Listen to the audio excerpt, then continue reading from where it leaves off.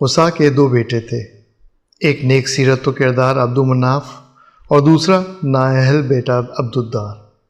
جس وقت قصا مرنے لگا اس نے اپنے نااہل بیٹے عبدالدار کو وصیت کے تحت خانہ کعبہ کی ذمہ داریاں، سرداری اور جائیداد عطا کر دی، جبکہ عبد المناف نے اپنے والد کی محبت اور ان کی آخری خواہش کو سمجھتے ہوئے یہ تمام زیادتیوں کو خاموشی سے قبول کر لیا۔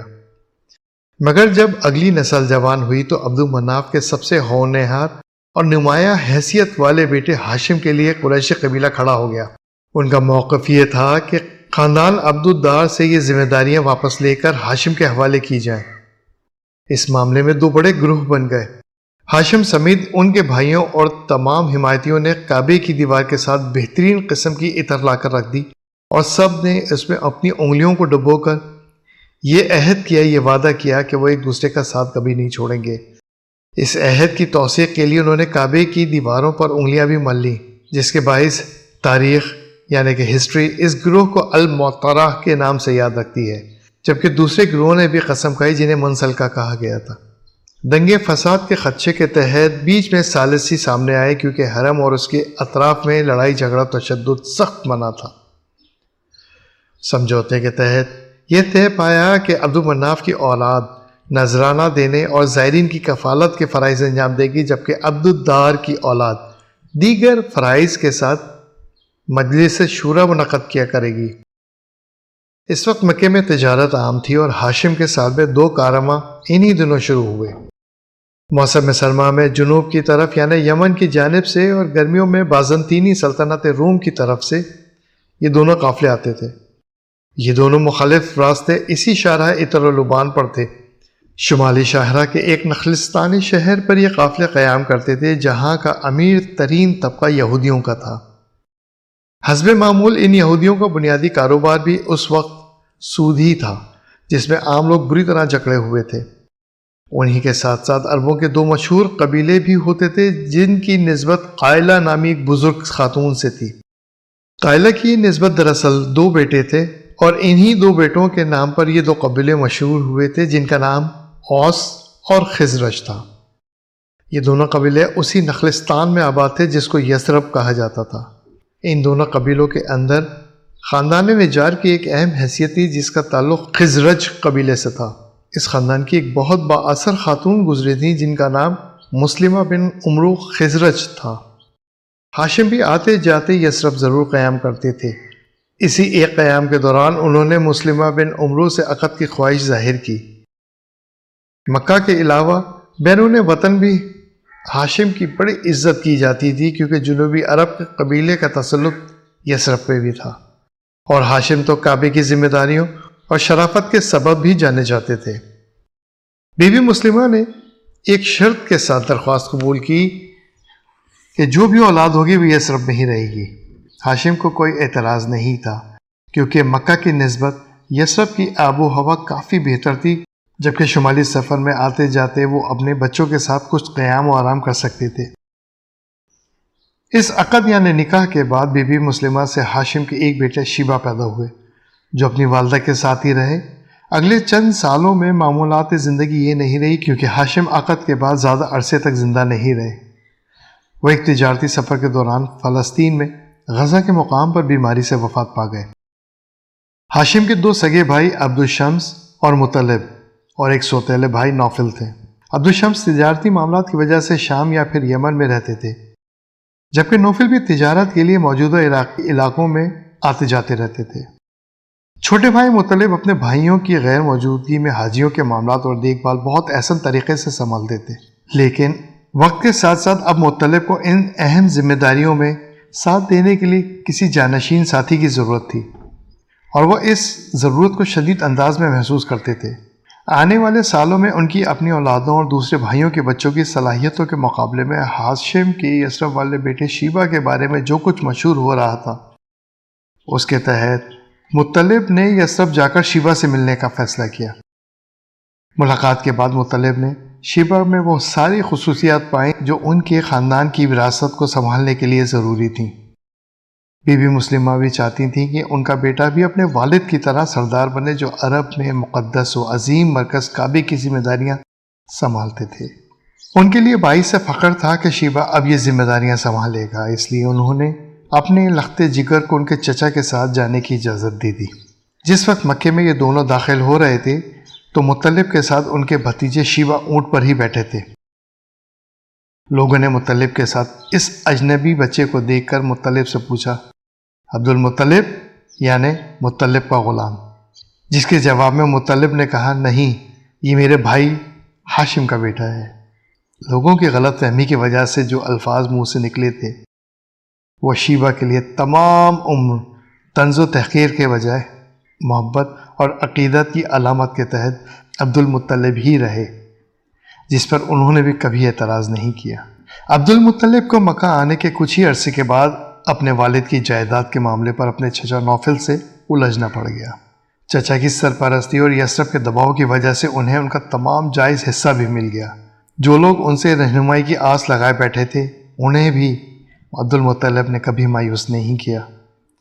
اپنے چچا مطلب کے ساتھ انہوں نے کئی سال تک تمام معاملات سنبھالے، مگر جب ان کے چچا کا انتقال ہو گیا تو قریش نے یہ تمام ذمہ داریاں انہیں بخوشی سونپ دی، جس کو انہوں نے ایسا نبھایا کہ اس معاملے میں وہ اپنے چچا اور اپنے والد دونوں کو بہت پیچھے چھوڑ گئے۔ عرب میں اب بھی کچھ لوگ ایسے تھے جو بت پرستی سے دور رہتے تھے اور اللہ کے ایک ہونے پر شدت سے یقین رکھتے تھے۔ ان لوگوں میں عبد المطلب اور وہب عبد مناف کے خاندان کے لوگ بھی شامل تھے۔ حضرت اسماعیل علیہ السلام کی اولاد میں ہونے کی وجہ سے یہ لوگ دین ابراہیم علیہ السلام کے قریب تر تو تھے، لیکن اکثر اولاد حضرت اسماعیل اپنی سمجھ بوجھ سے کعبے کے زائرین کی خدمت اور رواداری میں اتنے آگے نکل گئی کہ کعبے میں نصب ان بتوں کو بھی تعظیم کا حصہ بنا ڈالا۔ اگلی نسل میں جہاں عبد المطلب اور وہب عبد مناف کی کچھ اولادوں کو اللہ تعالیٰ کے واحد ہونے پر یقین تھا، وہیں انہی کے بہن بھائی کعبے میں نصب ان بتوں کو اہم سمجھتے تھے۔ خانہ کعبہ کے شمال مغربی دیوار کے ساتھ ایک چھوٹا سا احاطہ ہے جسے حتیم کہا جاتا ہے۔ روایت سے یہ بات معلوم ہوتی ہے کہ اس احاطے کے نیچے حضرت حاجرہ علیہ السلام، حضرت اسماعیل علیہ السلام مدفون ہیں، جس کی وجہ سے اس جگہ کو ہجر اسماعیل بھی کہا جاتا ہے۔ خانہ کعبہ سے محبت اور پاس رہنے کی شوق کی وجہ سے عبد المطلب اکثر اپنا بستر حتیم کی موجودہ دیوار کے پاس ہی لگا لیتے تھے۔ وقت گزرتا گیا، ایک رات اسی جگہ انہیں خواب میں اللہ تعالیٰ کا حکم آیا جس کو آپ نہیں سمجھ سکے۔ اس کے بعد مسلسل 4 راتوں تک احکامات ملتے رہے۔ چوتھی رات انہیں براہ راست زمزم کا کنواں کھودنے کا حکم دیا گیا اور انہیں نشانیاں بھی بتا دی گئیں۔ اس جگہ صاف اور نائلہ نامی 2 بت تھے جن کے بارے میں مشہور تھا کہ کعبے کی حدود میں قبیلہ جرہم کے ان دونوں افراد نے بدکاری کی تھی، جنہیں سزا کے طور پر پتھر کا بنا دیا گیا تھا۔ مکہ والوں کے نزدیک ان بتوں کی کوئی اہمیت نہیں تھی۔ یہاں جانوروں کا فضلہ اور قربانی کے جانوروں کا خون ڈالا جاتا تھا، جہاں چوٹیوں کے بے شمار بل تھے۔ ان تمام نشانیوں کے علاوہ عبد المطلب کی رہنمائی کے لیے 2 پہاڑی کوے بھی بھیجے گئے، جنہوں نے زمزم کے مقام پر زمین پر ٹھونکے مار مار کر عبد المطلب کو اس جگہ کی نشاندہی کی جہاں یہ خزانہ دفن تھا۔ اللہ تعالیٰ کے حکم کی تعمیل عبد المطلب اور ان کے اکلوتے بیٹے حارث کی کدال کے ذریعے ہوئی اور قبیلہ جرہم کا دفن کیا ہوا زمزم دوبارہ رواں ہو گیا۔ زمزم چشمے کے ابلتے ہی قریشیوں سمیت ہر شخص نے اس پر اپنا حق جمانا شروع کر دیا۔ قرآن اندازی کی گئی، قرعہ ڈالا گیا تاکہ تنازع لمبا نہ ہو جائے۔ اس میں زمزم کا قرعہ کعبے کے نام نکلا، جبکہ ذمہ داری کا قرعہ عبد المطلب کے نام نکلا، جس کے بعد ہمیشہ کے لیے یہ طے ہو گیا کہ زمزم خاندان بنی ہاشم کی تحویل میں ہی رہے گا اور حجاج کرام کو پانی پلانے کی ذمہ داری بھی انہی کی ہوگی۔ عبد المطلب نے 6 عقد کیے، یعنی انہوں نے 6 نکاح کیے۔ کئی بیویوں کے ہونے کے باوجود عبد المطلب کا ایک ہی بیٹا تھا۔ نام، عزت، دولت ہونے کے باوجود زمزم کے مقام کو کھوتے ہوئے بھی انہیں جس طرح کے دباؤ کو اپنے اوپر اپنے ہی لوگوں کے ذریعے محسوس ہوا، اس کی خلش اکثر انہیں ستاتی تھی۔ عرب رواج کے مطابق ایسے موقعوں پر بیٹے گھیرا ڈال کر کھڑے ہو جاتے اور اپنے والد کے کام میں باری باری ہاتھ بٹاتے تھے۔ ایک بار اسی خلش کے زیر اثر انہوں نے اللہ رب العزت کی بارگاہ میں دعا کی کہ اگر اللہ رب العزت نے انہیں اور بیٹوں سے نوازا تو ان میں سے ایک کو وہ بالغ ہونے پر کعبے میں قربان کر دیں گے۔ اللہ کی بارگاہ میں دعا قبول کر لی گئی اور اللہ تعالیٰ نے عبد المطلب کو ان کی بیویوں سے 12 بیٹے اور 6 بیٹیاں عطا فرمائیں، جن میں حضرت عبداللہ بھی تھے، یعنی رسول اللہ صلی اللہ علیہ وسلم کے والد۔ عبد المطلب کی منکوحات کے نام اور ان کی اولادوں کے نام یہ ہیں۔ ان کی پہلی بیوی کا نام سمرہ بنت جندب جو کہ قبیلہ بنو حوازن سے تھیں، ان سے ان کا ایک ہی بیٹا تھا، حارث بن عبد المطلب، جبکہ دوسری بیوی کا نام فاطمہ بنت عمر جو کہ بنو مخزوم قبیلے سے تھیں، ان سے ان کے 4 بیٹے اور 5 بیٹیاں تھیں، اور ان کے نام تھے عبد الکعبہ بن عبد المطلب، ابو طالب بن عبد المطلب، عبداللہ بن عبد المطلب، زبیر بن عبد المطلب۔ یہ تھے 4 بیٹے، اور اب بیٹیوں کے نام ہیں برہ بن عبد المطلب، عروہ بن عبد المطلب، امامہ بنت عبد المطلب، عاتقہ بنت عبد المطلب، ام حکیم بنت عبد المطلب، جنہیں البیضہ کا نام بھی لگا دیا گیا تھا، اس کے بعد ان کا نام ہو جاتا تھا ام حکیم بنت عبد المطلب البیضہ۔ اور یہ رسول اللہ صلی اللہ علیہ وسلم کے جو والد تھے عبداللہ، ان کی یہ جڑواں بہن تھی۔ ان کی اس دوسری بیوی سے یعنی فاطمہ بن عمر سے یہ 4 بیٹے اور 5 بیٹیاں تھیں، جبکہ ان کی تیسری بیوی کا نام لبنہ بنت حجر جو کہ بنو خزاعہ کے خاندان سے تھیں، ان سے ایک بیٹا عبداللہ بن عبد المطلب تھا، جبکہ چوتھی بیوی کا نام حالہ بنت وہیب تھا، یہ بنو زہرہ قبیلے سے تھی، ان کے 4 بیٹے اور 1 بیٹی تھی۔ سب سے بڑے بیٹے کا نام حضرت حمزہ بن عبد المطلب، حضرت صفیہ بنت عبد المطلب، کنوم بن عبد المطلب، حجل بن عبد المطلب، موقیوم بن عبد المطلب، جبکہ 5ویں بیوی کا نام نطیلہ بنت خباب تھا، اور یہ بنو خزرج قبیلے سے تھی۔ ان کے 2 بیٹے تھے، حضرت عباس بن عبد المطلب اور درار بن عبد المطلب۔ چھٹی اور آخری بیوی کا نام میمونہ بنت عمر تھا، اور یہ بنو خزاعہ قبیلے سے تھی، اور ان سے ان کی کوئی اولاد نہیں تھی۔ جب عبد المطلب کے سب سے چھوٹے بیٹے عبداللہ بھی بلوغت کو پہنچ گئے تھے، یعنی وہ بالغ ہو گئے تھے، تو عبد المطلب نے اپنا وعدہ نبھانے کا ارادہ کیا۔ قرعہ ڈالا گیا جو کہ عبد المطلب کے سب سے زیادہ لاڈلے بیٹے عبداللہ کے نام نکلا۔ گھر کی خواتین کو اس بارے میں کچھ بھی نہیں بتایا گیا، جبکہ تمام بیٹوں کو بتایا جا چکا تھا کہ یہ قرعہ کیوں ڈالا جا رہا ہے۔ حرم کے صحن میں جب عبد المطلب اپنے بیٹے عبداللہ اور خنجر کے ساتھ جا رہے تھے، تو اس وقت قبیلہ مخزوم کے سردار مغیرہ نے مداخلت کی اور مشورہ دیا کہ عبداللہ کے بدلے کسی اور کی قربانی دو۔ تمام لوگوں کے ساتھ عبد المطلب کے اپنے بیٹے بھی دبی دبی زبان سے اس مشورے کے حق میں تھے تاکہ ان کے بھائی کی جان بچ جائے۔ آخری طے یہ پایا گیا کہ یثرب کی ایک عقل مند خاتون سے مشورہ کیا جائے، پھر قربانی کی جائے گی۔ عبد المطلب چند افراد بشمول اپنے 2 بیٹوں کے ساتھ یثرب پہنچے، جہاں معلوم ہوا کہ وہ خاتون یہودی بستی خیبر گئی ہوئی ہیں۔ اس خاتون کا انتظار کرنے کے بجائے سفر کو جاری رکھا گیا اور خیبر پہنچ کر اس خاتون سے ملاقات کی گئی۔ اس نے پوچھا کہ تم لوگوں میں جان کا فدیہ کتنا دیا جاتا ہے؟ تو عبد المطلب نے بتایا کہ 10 اونٹ۔ اس نے مشورہ دیا اپنے علاقے میں واپس جا کر اپنا آدمی اور 10 اونٹ ساتھ کھڑے کر دو، اور ایک تیر کے اوپر نام لکھ کر قرعہ ڈالو۔ تیر پر نام کا قرعہ اگر تمہارے آدمی کے خلاف نکلے تب 10 اونٹ اور بڑھا دینا۔ اس طرح یہ 10 اونٹوں کا اضافہ اس وقت تک کرتے رہنا جب تک کہ قرعہ تمہارے آدمی کے نام پر نہ نکل آئے، اور پھر قرعہ اندازی کو روک کر ان اونٹوں کو قربان کر دینا۔ فوراً واپس مکہ پہنچا گیا اور مشورے کے مطابق ایسا ہی کیا گیا۔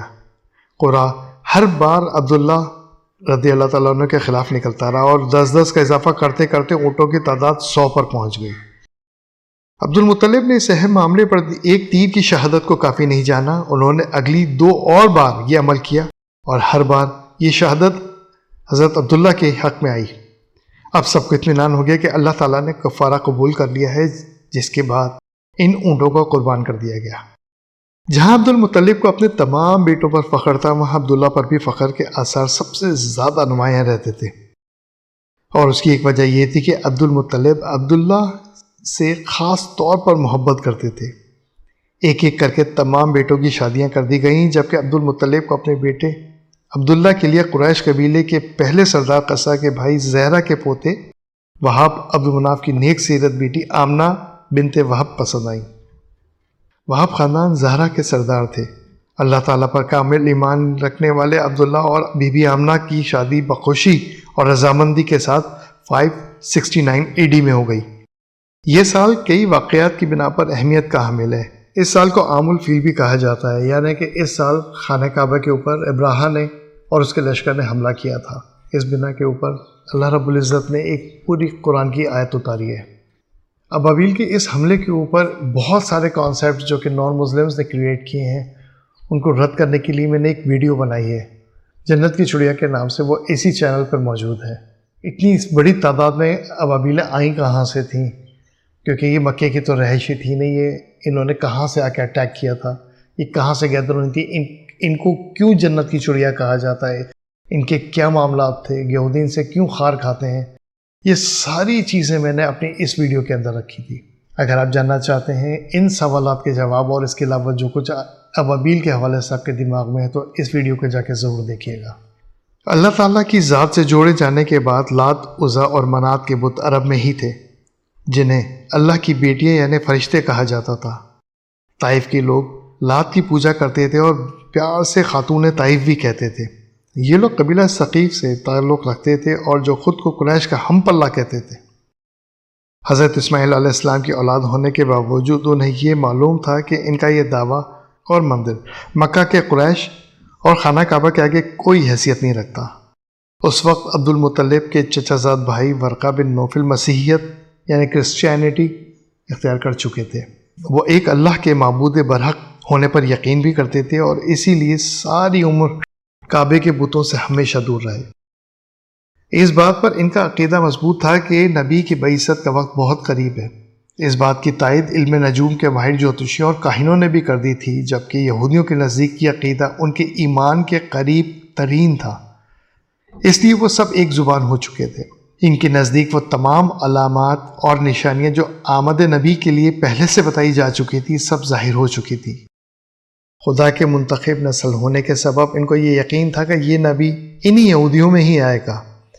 ورقہ کو یہودیوں سے اختلاف تھا، جن کا یہ ماننا تھا کہ عربوں کو نبی کی زیادہ ضرورت ہے، کیونکہ یہودی بظاہر بت پرستی نہیں کر رہے تھے۔ عرب کے ملحدانہ معاشرے میں جس کا مرکز مکہ تھا، یہ لوگ حضرت عیسیٰ علیہ السلام کے لائے ہوئے پیغامات سے قطعاً متاثر نہیں تھے، لیکن ایسا بھی نہیں تھا کہ عرب عیسائیوں سے کوئی دشمنی رکھتے تھے۔ کعبے کے آس پاس جہاں اتنے سارے بت نصب تھے، وہیں کعبے کی دیوار کے ساتھ ایک حصے پر حضرت عیسیٰ علیہ السلام اور بی بی مریم کی شبیہ بھی بنائی جا چکی تھی، جس پر مکہ والوں کو کوئی اعتراض نہیں تھا۔ اسی زمانے میں سلطنت حبشہ میں عیسائیت رائج تھی اور یمن حبشہ کا حصہ ہوتا تھا، جس پر سلطنت حبشہ کی طرف سے ابرہہ الاشرم نامی حبشی بالکل اسی طرح مقرر تھا جس طرح روم کی اس سلطنت کے اس صوبے پر جہاں حضرت عیسیٰ علیہ السلام رہتے تھے، یہاں پر یہودی حاکم تھا، اس کو حاکم کہہ کے کنفیوز کیا جاتا، اور ہمارے لوگ بھی کنفیوز ہیں۔ بیسکلی وہ حاکم نہیں تھا، وہ اس علاقے کا گورنر تھا۔ رومن ریاستوں کا ایک قدیم انداز یہ ہے کہ وہ اپنی فتح شدہ علاقوں کو یا پھر ان کے جو صوبے بنے ہوئے تھے اس کے اوپر ہمیشہ اپنا گورنر مقرر کرتی تھی، اور ہیروڈ جو کہ مقامی یہودی تھا، جو حضرت عیسیٰ علیہ السلام جس صوبے میں رہتے تھے یہیں کا مقامی فرد تھا، اس کو چن کر اس کو سلطنت روم نے ایز اے حاکم مقرر کیا تھا، یعنی کہ گورنر مقرر کیا تھا، یعنی انہی لوگوں میں سے انہی کا بندہ انہی پہ ظلم کرنے کے لیے رکھا گیا تھا۔ اور ہیروڈ کو یہودی ہیروڈ دی گریٹ کے نام سے جانتے ہیں اور بہت اس کی عزت اور تکریم کی جاتی ہے، اور یہ وہی ہیروڈ ہے جس کے نام سے سیکنڈ ٹیمپل بنا تھا، اور اس کو کہتے ہیں سیکنڈ ٹیمپل آف ہیروڈ، جو کہ مسجد اقصیٰ کی جگہ پہ تھا۔ تو یہ مقامی یہودی تھا، بالکل اسی طرح یہ معاملہ یہاں پر بتایا گیا ہے۔ ابراہا نے سنا شہر میں کافی بڑا کلیسا تعمیر کروایا تھا، یعنی کیتھیڈرل، جس کے لیے اس نے ملکہ سبا کے محلات کے کھنڈرات سے سنگ مرمر اور پتھر اکھڑوائے بھی تھے۔ ابراہا یہ چاہتا تھا کہ لوگ مکہ کے بجائے اس کے بنائے ہوئے کلیسا کے رعب میں آ جائیں، مگر ایسا کچھ بھی نہیں ہو رہا تھا۔ الٹا اس کی نیت اور ارادے عام ہو جانے کے باعث حجاز و نجد میں غصے کی لہر دوڑ گئی تھی۔ قبیلہ کنانہ کا ایک سربراہ شخص صنعا شہر پہنچا اور کلیسا میں گھس کر اپنی نجاست اس میں کر کے بخیریت واپس آ گیا۔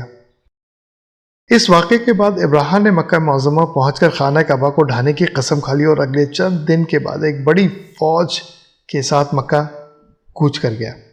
اس کے ہر لشکر کے ساتھ افریقی ہاتھی بھی تھے، جو دنیا میں موجود ہاتھیوں کی نسل میں کافی لمبے اور بڑے ہوتے ہیں۔ افریقہ کا ہاتھی اپنی اونچائی اور چوڑائی میں بہت مشہور ہے۔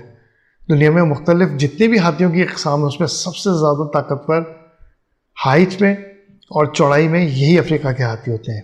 ابراہا کے راستے میں جو عرب لشکر آیا اور جو علاقے آتے گئے وہ تباہ ہوتے گئے۔ یہ لشکر جب طائف پہنچا تو لات کا مندر کے تحفظ کی خاطر ایک راہبر ابراہا کی فوج کے ساتھ کر دیا گیا، جو مکہ سے 2 میل دور مخمس نامی جگہ پر پہنچ کر مر گیا۔ لوگ آج بھی اس شخص کی قبر پر اس کے فیل کی وجہ سے پتھر مارتے ہیں۔ مخمس میں پڑاؤ ڈالنے کے بعد گھڑ سواروں کو مکے کے مضافات میں بھیجا گیا۔ راستے میں انہیں جو ملا انہوں نے لوٹ لیا، جس میں عبد المطلب کی ملکیت کے اونٹوں کی ایک بہت بڑی تعداد بھی تھی۔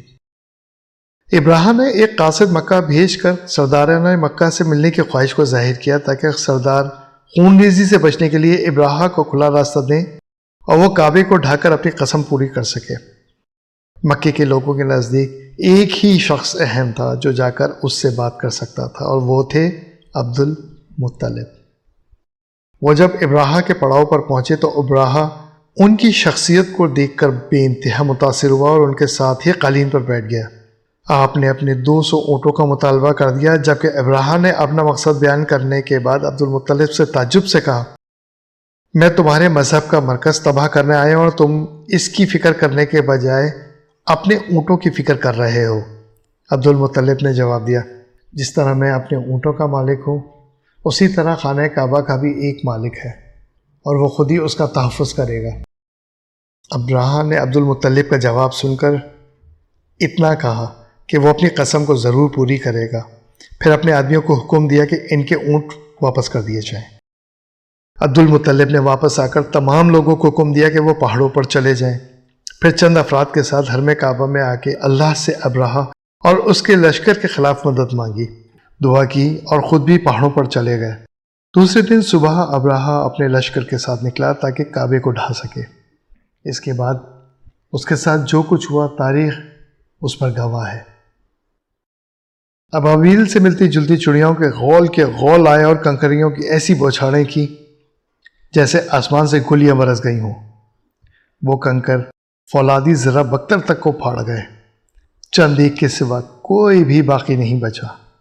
کیا تو نے نہیں دیکھا کہ تیرے رب نے ہاتھی والوں کے ساتھ کیا کیا؟ کیا ان کے مکر کو بے نقاب نہیں کر دیا اور ان پر پرندوں کے جھنڈ بھیج دیے جو انہیں مٹی اور پتھر کی کنکریاں مار رہے تھے، بس انہیں کھائے ہوئے بھوسے کی طرح کر دیا۔ سورہ فیل مکمل آیت۔ عربوں میں قتل ایک عام سی بات تھی، مگر حرم کعبہ کی وجہ سے قریشیوں کو جو احترام تھا وہ اس کی وجہ سے بلا خوف و خطر اپنی تجارت بڑے آرام سے کرتے تھے۔ اس واقعے کے بعد قریش اور زیادہ معزز ہو گئے۔ تمام عرب میں قریشی خاندان کے افراد اللہ والے لوگ کے طور پر سمجھے جانے لگے۔ اگر ابراہا کامیاب ہو جاتا تو ان کی عزت خاک میں بھی مل جاتی اور دوسرے عربوں کی طرح ان کی حیثیت رہ جاتی۔ قریش کو مانوس کرنے کے لیے، انہیں سردی اور گرمی کے سفر سے مانوس کرنے کے لیے، بس انہیں چاہیے کہ وہ اسی گھر کے رب کی عبادت کرتے رہے جس نے انہیں بھوک میں کھانا دیا اور ڈر اور خوف میں امن و امان دیا۔ سورہ قریش مکمل آیت۔ ابراہا کے حملے کے وقت عبداللہ مکے میں نہیں تھے بلکہ تجارت کے سلسلے میں فلسطین گئے ہوئے تھے۔ اسی سفر پر وطن واپسی کے بیچ میں وہ اپنی دادی کے گھر یثرب میں چند دن ٹھہر بھی گئے، جہاں ان کی طبیعت خراب ہو کر بگڑتی چلی گئی۔ کچھ دن انتظار کے بعد تجارتی قافلہ ان کے بغیر ہی مکہ واپس آ گیا۔ عبد المطلب کو جب پتہ چلا کہ ان کے صاحبزادے کی طبیعت ٹھیک نہیں ہے اور ان کی والدہ کے گھر پر ہے تو انہوں نے اپنے بڑے بیٹے حارث کو فوراً یثرب بھیجا تاکہ ان کی طبیعت بحال ہونے پر انہیں اپنے ساتھ لے کر واپس آ جائیں۔ حارث اپنی دادی کے گھر پہنچے تو گھر والوں کے چہروں سے اندازہ ہو گیا کہ عبداللہ فوت ہو چکے ہیں۔ یہ خبر لے کر حارث جب مکے پہنچے تو مکہ بھی قریشیوں کے اس دکھ اور غم میں برابر کا شریک۔ بی بی آمنہ بھی شدید غم میں ڈوبی ہوئی تھی، مگر انہیں ایک تسلی ضرور تھی کہ ان کے مرحوم شوہر کی نشانی ان کے پاس موجود ہے۔ حضرت بی بی آمنہ اس وقت اپنے چچا کے گھر پر موجود تھیں جو ان کے والد کے انتقال کے بعد خاندان زہرہ کے سردار بن چکے تھے۔